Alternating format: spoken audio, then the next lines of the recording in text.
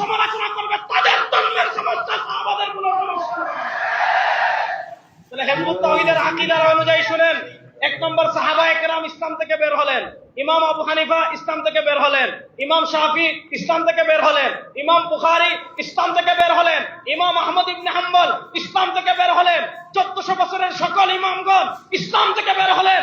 আমরা বলি না সাহাবা ইসলামের উপর, তাবে ইসলামের উপর, তবে তাবে ইসলামের উপর, ইমামগণ ইসলামের উপর, হিজবুত তাওহীদ ইসলাম থেকে বের হয়ে গিয়েছে। এবার পরের প্রশ্ন বুঝেন, তারা বলে সব ইসলাম থেকে বের হয়ে গেল। তাহলে প্রশ্ন হলো, সবাই যদি ইসলাম থেকে বের হয়ে যায়, তোমরা ইসলাম পাইলে কোথায়? এবার যখন প্রশ্ন করা হলো সবাই যদি ইসলাম থেকে বের হয়ে যায়, তোমরা ইসলাম পেলেন কোথায়?